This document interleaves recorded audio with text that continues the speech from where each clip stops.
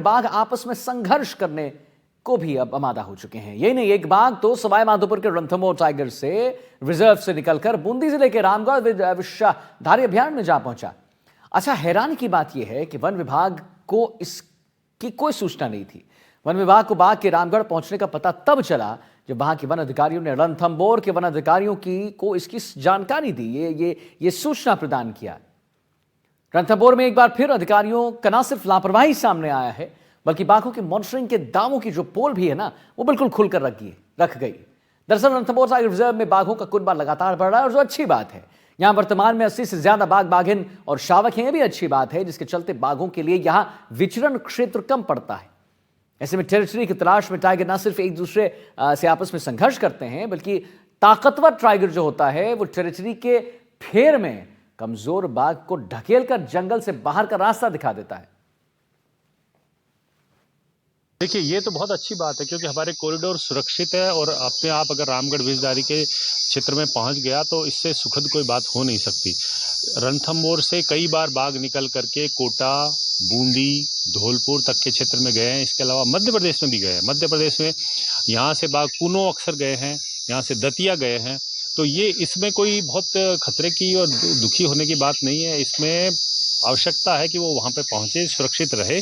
उन कॉरिडोर को हम सुरक्षित करें ताकि बाघों का जो नियंत्रण जो जाना है वो स्वतंत्र और निर्बाध रूप से चलता रहे। ये जरूरी बात है। बिल्कुल, टाइगर को देखो टेरिटरी चाहिए। हर टाइगर को जैसे इंसान अपने इलाके में, अपने कमरे में, अपने बेडरूम में रहता है, टाइगर भी अपने बेडरूम में रहना पसंद करता है। और अपने बेडरूम में रहने के लिए उसको उसका माहौल बिल्कुल उसके अनुरूप चाहिए। तो टाइगर ऑटोमेटिकली अपनी टेरिटरी बनाने के लिए, अपने एरिया को बनाने के लिए बिल्कुल रणथंभौर से बाहर निकल रहे हैं। आज से नहीं, टाइगर बरसों से रणथंभौर से बाहर निकल रहे हैं। उसका जीता जाता एग्जाम्पल बहुत सारे अपने रामगढ़ विषधारी है। ये पुराना कॉरिडोर है, यहाँ से टाइगर बाहर जाते हैं। कूनो वाला पुराना कॉरिडोर है, यहाँ से टाइगर सेंट्रल इंडिया में, मध्य प्रदेश में जाते हैं। देखिए, ये बात सही है कि रणथंभौर में टाइगरों की संख्या का ग्राफ जो है वो लगातार और निरंतर प्रभात रूप से अग्रसर होता जा रहा है, ऊपर की तरफ बढ़ता जा रहा है। लेकिन सबसे बड़ी बात यह है कि रणथंभौर के एरिया में जहाँ पर भी अच्छी क्वालिटी का खाना या रहना, आवास और भोजन की व्यवस्था है जो नेचुरली होती है, वहीं पर बाघ अपनी टेरिटरीज बनाते हैं। अगर कहीं पर कोई खाना उसको उपलब्ध नहीं है या आवास प्रॉपर रूप से उसको उपलब्ध नहीं है, तो वहाँ बाघ रुकता भी नहीं है। लिहाजा जितने भी सब एडल्ट्स हैं वो, क्योंकि पूर्व में भी उस इलाके में कहीं ना कहीं किसी पूर्व के बाघ का दबदबा रहता है, उसकी टेरिटरी होती है, तो उसकी स्मेल मिलती है या आपस में वो लड़ते हैं, गुर्राते हैं, झगड़ते हैं। और जो भी यंग बाघ होता है, वो यंग जो भी टाइगर है वो जगह छोड़ करके आगे की ओर धकेला जाता रहता है। रणथंभौर में लगातार बढ़ती बाघों की संख्या वन विभाग के लिए चिंता का सबब बनी हुई है। टेरिटरी की तलाश को लेकर जहां रणथंभौर में बाघों के बीच आपसी संघर्ष देखने को मिल रहा है, वहीं ताकतवर बाघ के आगे रणथंभौर का कमजोर बाघ रणथंभौर की परिक्षेत्र छोड़कर बाहर निकलने को मजबूर है। रणथंभौर का एक बाघ रणथंभौर के जोन नंबर 10 से निकलकर इंदरगढ़ लाखेरी होते हुए बूंदी के रामगढ़ विषधारी अभ्यारण्य जा पहुंचा, जिसको लेकर वन विभाग को भनक तक नहीं लगी। बाघ के रामगढ़ विषधारी अभ्यारण्य में पहुंचने को लेकर जहां वन विभाग की लापरवाही उजागर हुई है, वहीं वन विभाग द्वारा बाघों की मॉनिटरिंग को लेकर किए जा रहे दावों के भी पोल खुलकर रह गई है। बजरंग सिंह राजावत, एनडीटीवी, सवाई माधोपुर। बजरंग सिंह हमारे संवाददाता जुड़ गए इसी खबर पर और जानकारी देने के लिए। बजरंग, जैसा कि हम कुछ वन अधिकारी से भी बात कर रहे थे, उनका कहना था कि बाघ जो होते हैं, टाइगर जो होते हैं, मोबाइल एनिमल होते हैं, यानी कि वो विचरण करते रहते हैं, दूर दराज जाते भी। लेकिन सबसे बड़ा सवाल यहां पर यह होता है बजरंग कि आखिर फिर वन विभाग को इसकी कोई जानकारी नहीं है। यह एक बड़ा सवाल है, आखिर ऐसा क्यों? जी बिल्कुल, अगर रणथंभौर की बात करें तो रणथंभौर में जो बाघों की कैपेसिटी का दायरा है वो 50 से 55 का है। लेकिन यहाँ लगातार जिस तरीके से बाघों की संख्या बढ़ रही है और ये जो बाघों की संख्या है ये 80 के आसपास यहाँ पहुंच चुकी है।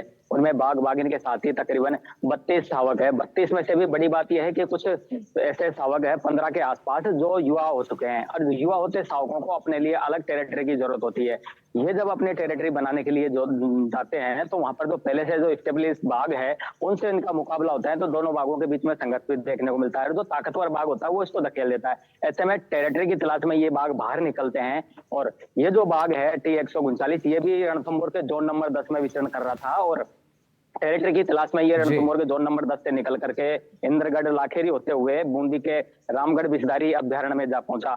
बड़ी बात यह है कि वन विभाग को इसकी सूचना तक नहीं हुई और वन विभाग को कोई जानकारी इस बाघ के बारे में नहीं थी, जबकि वन विभाग बाघों की मॉनिटरिंग को लेकर के तरह तरह के दावे बिल्कुल, लेकिन बिल्कुल। हकीकत जब सामने आई, जब ये बाघ बूंदी पहुंच गया, बूंदी के वन अधिकारियों द्वारा रणथंभौर के वन अधिकारियों को जब इसकी जानकारी दी गई। सबसे बड़ी बात यह है जो बाघों की मॉनिटरिंग का जो जिम्मा होता है बीट, जो वहां पर बीट अधिकारी जो लगा रहता है उसका रहता है। उसके बाद में जो रेंजर वहां लगा रहता है उसकी जिम्मेदारी होती है। रेंजर के बाद में डीएफओ की जिम्मेदारी होती है। लेकिन बाद में रणथंभौर से निकलकर बूंदी पहुंच जाता है, न तो डीएफओ को जानकारी मिलती है, न रेंजर को जानकारी मिलती है, न बीट अधिकारी को इस बारे में कोई जानकारी देती है। जानकारी इनको तब मिलती है जब बूंदी के जो वन अधिकारी तब उनके द्वारा इनको सूचना दी जाती है। तब वन विभाग आनंद फानन में वहां कैमरा ट्रैप लगाने की कोशिश करता है, बाघ को मॉनिटरिंग करने ठीक की है कोशिश बजरंग, करता है। आप हमारे साथ बने रहिए। त्रिभुवन सिंह वनजीव प्रेमी हमारे साथ जुड़ गए इसी खबर पर और जानकारी देने के लिए फोन लाइन पर। त्रिभुवन जी बहुत बहुत स्वागत आपका। त्रिभुवन जी एनडीटीवी राजस्थान पर। मुझे एक बात बताइए कि ये तो चलिए आम बात हो सकती है कि from point A to point B या सी एक बाघ जो है टेरिटोरियल फाइट कह लीजिए या जो भी कह लीजिए वो विचरण करता है, लेकिन सर सबसे बड़ा यहां पर सवाल ये खड़ा होता है कि आखिर मॉनिटरिंग में जब आपके पास बीट अधिकारी हैं, उनको पता है कि मेरा क्षेत्र ये है, मुझे इसकी निगरानी करनी है, तो फिर उसमें क्यों गलती होती है? बार बार ये गलती क्यों हो रहा है त्रिभुवन जी मॉनिटरिंग में?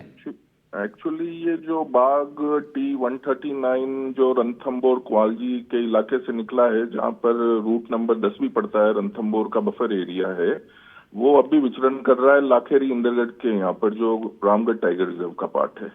सबसे बड़ी दिक्कत है कि 80 के ऊपर रामगढ़ टाइगर रिजर्व ये आपके रणथंभौर में टाइगर हो चुके हैं। इनको सबसे ज्यादा दिक्कत तो रहने की आ रही है, तो वहां से रामगढ़ की तरफ लोकेट होना इनके लिए बहुत आसान काम है। कैमरे, ट्रैप कैमरे लगे हुए हैं लाखेरी इंद्रगढ़ में जो जंगल सखाउदा का जो जंगल है, लेकिन ट्रैकिंग सही रूप से नहीं होने के कारण वन विभाग द्वारा ये ट्रैक नहीं हो पा रहा टाइगर लाखेरी के वहां पर। इसके पहले भी T91 और T115 रामगढ़ की तरफ आ चुके हैं। जो T91 तो मुकुंदरा में शिफ्ट कर दिया फॉरेस्ट वालों ने, और T115 अभी भी रामगढ़ के अंदर है, जिसके 6 बच्चे हो चुके हैं रामगढ़ के अंदर।